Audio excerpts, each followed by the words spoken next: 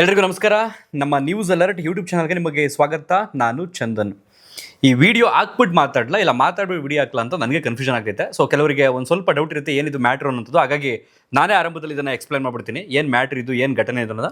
So ಯಾರಾದರೂ ಹೊಸಬರು ನಮ್ಮ ಚಾನಲ್ಗೆ ಮೊದಲ ಬಾರಿಗೆ ಭೇಟಿ ಕೊಟ್ಟು ಈ ಒಂದು ವಿಡಿಯೋವನ್ನು ನೋಡೋದಕ್ಕೆ ಬಂದಿದ್ರೆ ಸಬ್ಸ್ಕ್ರೈಬ್ ಮಾಡ್ಕೊಳ್ಳಿ, ಪಕ್ಕದಲ್ಲಿರ್ತಕ್ಕಂಥ ಬೆಲ್ ಐಕಾನನ್ನು ಕ್ಲಿಕ್ ಮಾಡಿ. ಸೊ ಇಲ್ಲೇನು ಫೋಟೋದಲ್ಲಿ ಗಮನಿಸ್ತಾ ಇದ್ದೀರಲ್ಲ ನೀವು, ಈ ವ್ಯಕ್ತಿ ಬಂದು ಹೆಲ್ತ್ ಇನ್ಸ್ಪೆಕ್ಟ್ರು. ಎಲ್ಲಿಗೆ ಹೆಲ್ತ್ ಇನ್ಸ್ಪೆಕ್ಟ್ರು?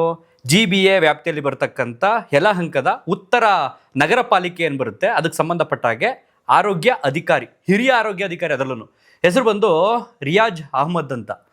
ವಯಸ್ಸಾಗಿದೆ, ನನ್ನ ಪ್ರಕಾರ ಒಂದು 55 ಮೇಲಂತೂ ಆಗೋಗಿದೆ ಈ ವ್ಯಕ್ತಿಗೆ. ಇಷ್ಟು ವಯಸ್ಸಾದ್ರೂ ಈ ಲಂಚ ತಿನ್ನೋ ಆಸೆ ಬಿಟ್ಟಿಲ್ವಲ್ಲ, ಇಂಥ ಕದೀಮ್ರು ಒಟ್ಟಿಗೆ ಅನ್ನ ತಿಂತಾರೋ ಇಲ್ಲ ಹೇಸಿಗೆ ತಿಂತಾರೋ ಅಂತ ಅನ್ನಿಸ್ತಾ ಇದೆ.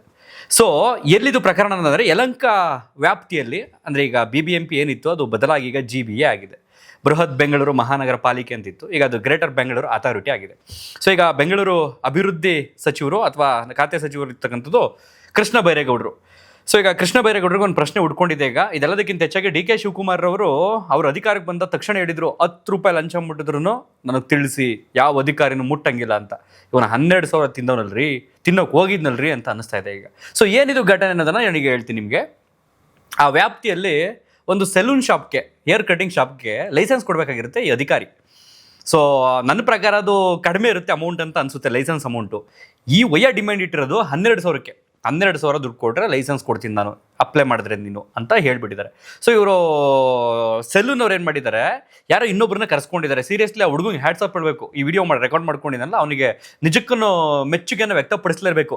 ನಿಮ್ಮಂಥ ಗಟ್ಟಿ ಮನ್ಸುಗಳು, ನಿಮ್ಮಂಥ ಧೈರ್ಯವಂತರೆ ಈ ದೇಶದ ಮುಂದಿನ ಆಸ್ತಿ ಅಂತ ನಾನು ಹೇಳ್ತೀನಿ.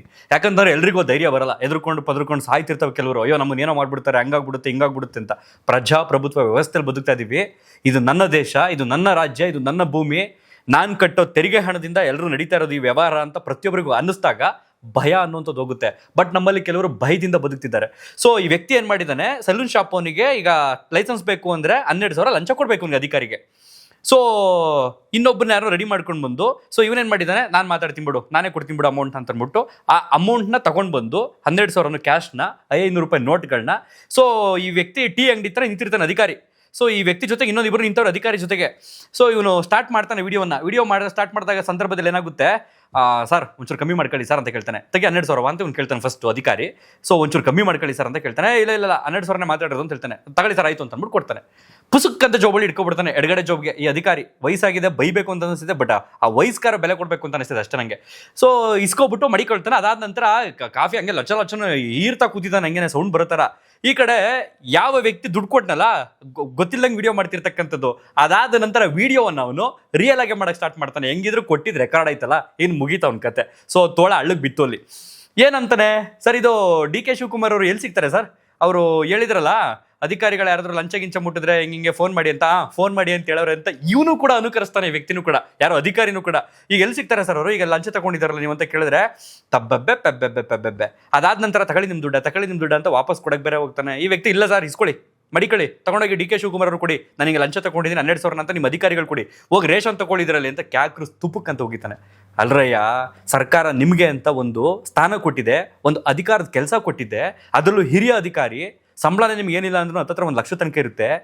ಕಂಡವ್ರು ಕಾಸು ಬೇಕಾ ನಿಮಗೆ? ನಿಮ್ಮ ಮನೆ ಮಕ್ಕಳಿಗೆ ಬಟ್ಟೆ ತರಿಸೋದಕ್ಕೆ, ನಿಮ್ಮ ಹೆಂಡ್ತಿರ ಮಕ್ಳಿಗೆ ಬಟ್ಟೆ ಹಾಕ್ಸೋದಕ್ಕೆ, ಅವ್ರ ಹೊಟ್ಟೆ ತುಂಬಿಸೋದಕ್ಕೆ ಕಂಡವ್ರು ಕಷ್ಟಪಟ್ಟು ದುಡಿಯುವಂಥ ದುಡ್ಡು ಬೇಕಾ?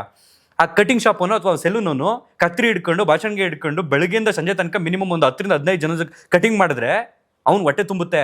ಆ ದುಡ್ಡಲ್ಲಿ ಬದುಕಬೇಕಾ ನೀವುಗಳೆಲ್ಲ? ಅವ್ನು ಬೆವ್ರು ಸುರಿಸೋದು ದುಡ್ದಿರೋದ್ರಲ್ಲಿ ಬದುಕ್ತೀರಾ ನೀವುಗಳೆಲ್ಲ? ನಾಚಿಕೆ ಆಗಬೇಕು ಕೆಲವು ಕಚಡ ಅಧಿಕಾರಿಗಳಿಗೆ. ತಗ್ಲಾಕೊಂತಾನೆ, ಅದಾದ ನಂತರ ತಗೊಳ್ಳಿ ಅಂತ ಕೊಡೋಕೆ ಹೋಗ್ತಾನೆ. ಇವ್ನು ಇಸ್ಕೊಳ್ಳಲ್ಲ ಹುಡುಗ. ಇಲ್ಲ ಇಟ್ಕೊಳ್ಳಿ, ನೀವೇ ಮಡಿಕೊಳ್ಳಿ ಅಂತ. ಅದಾದಮೇಲೆ ಯಾವಾಗ ವಿಡಿಯೋ ಮಾಡ್ತಾನೆ ಅಂತ ಗೊತ್ತಾಗೋಗುತ್ತೆ, ಅದು ರಿಯಲ್ಲೋ ಸುಳ್ಳೋ ಗೊತ್ತಿಲ್ಲ. ತಕ್ಷಣ ತಲೆ ಸುತ್ತ ಬಿದ್ದೋದಂಗೆ ಕೂತ್ಕೊಂಡೇ ಬಿಡ್ತಾನೆ, ಕುಸಿದಿ ವಯ್ಯ. ಅಲ್ಲಿರೋರೆಲ್ಲ ಒಂಚೂರು ನೀರು ಕುಡಿಸಿ ಅಂತಂತಾರೆ, ಹಂಗೆ ರಪಕ್ಕಂತ ಬಿದ್ದೋಯ್ತಾನೆ. ಸೊ ಇದು ನಡೆದಿರ್ತಕ್ಕಂಥ ಘಟನೆ. ಆ ವಿಡಿಯೋ ಪ್ಲೇ ಮಾಡ್ತೀನಿ ಈಗ, ನೀವು ನೋಡಿ. ಎಷ್ಟಿದೆ? 10 12 ಕೊಡಿ. ತೊಳಿ ಸರ್, ಆಯ್ತು ತೊಳಿ ಸರ್.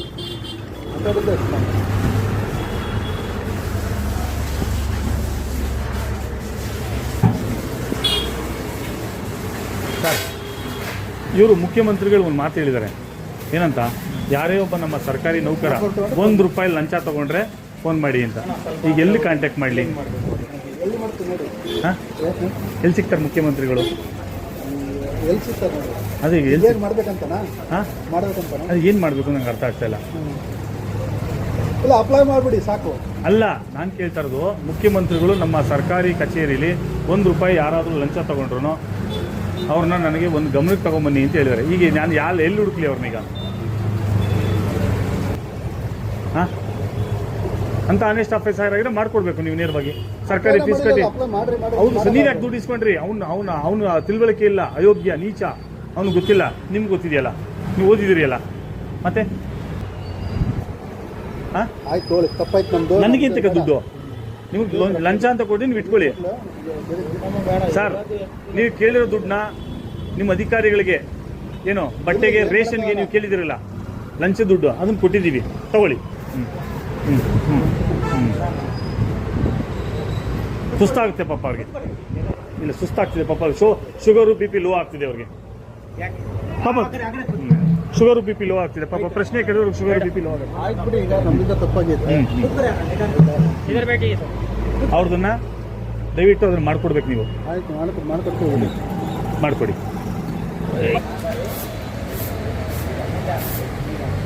ದಯವಿಟ್ಟು ಈ ಲಂಚ ಕೇಳುವಂಥವ್ರು ಯಾವ ರೀತಿ ಅಂತಂದರೆ ಹುಷಾರಾಗಿಬಿಟ್ಟಿದ್ದಾರೆ. ಇತ್ತೀಚೆಗಂತೂ ಟೆಕ್ನಾಲಜಿ ಬಂದಮೇಲಂತೂ, ಅದರಲ್ಲೂ ಈ ಮೆಟಾ ಗ್ಲಾಸ್ ಬಂದಮೇಲಂತೂ ತುಂಬ ಹುಷಾರಾಗಿಬಿಟ್ಟಿದ್ದಾರೆ.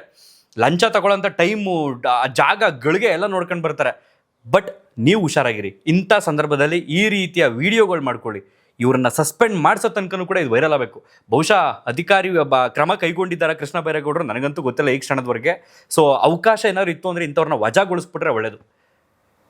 ಏನು ಜನಗಳು ಕಷ್ಟಪಟ್ಟು ದುಡಿಯೋ ದುಡ್ಡಲ್ಲಿ ಇವ್ರ ಮನೆ ಶೋಕಿ ಮಾಡೋಕ್ಕೆ 12,000, ಅದಕ್ಕೇನು ಬೆಲೆ ಬೇಡವಾ? ಒಬ್ಬರ ಹತ್ರ ಒಂದು ದಿನಕ್ಕೆ 12,000 ವಸೂಲಿ ಮಾಡ್ತಾನೆ ಅಂದರೆ ತಿಂಗ್ಳಿಗೊಂದು 2-3 ಲಕ್ಷ ಆಗೋಯ್ತಲ್ಲ ಗುರು. ಅಟ್ಲೀಸ್ಟ್ ಈ ಗೌರ್ಮೆಂಟ್ ಏನಾದರೂ ಇಫ್ ಇನ್ ಕೇಸ್ ಏನಾದ್ರು ಫ್ಯೂಚರಲ್ಲಿ ಸಂಬಳ ಕೊಡಲ್ಲ, ನಾವು ಲಂಚ ತಗೊಂಡು ಬದುಕಿ ಅಂತಂದರೆ ಜಿಗಣೆ ಥರ ಇರ್ಬಿಡ್ತಾರೆ ರಕ್ತನ ಜನಗಳ ಹತ್ರ ಅವರು. ಇಲ್ಲ ಜನ ಕಾನೂನು ಕೈಗೆ ಎತ್ಕೊಂಡ್ಬಿಡ್ತಾರೆ ಅಷ್ಟೇ. ಮುಂದಿನ ದಿನಗಳಲ್ಲಿ ಒಂದೊಂದು ರೂಪಾಯಿ ಅವ್ನು ಕಟಿಂಗ್ ಶಾಪ್ ಅವನೇನು ಒಂದು 2,000-3,000 ದುಡಿತಾನೆ, 10 ದಿನ ಇವ್ನು ದುಡ್ದಿರೋ ದುಡ್ಡಲ್ಲೇ ಕೊಟ್ಬಿಡ್ಬೇಕಲ್ಲ ಇವನಿಗೆ ಒಂದು ಲೈಸೆನ್ಸ್ಗೆ. ಥೋ, ಅಸಹ್ಯದ ಪರಮಾವಧಿ ಇಂಥವೆಲ್ಲ. ಧನ್ಯವಾದ.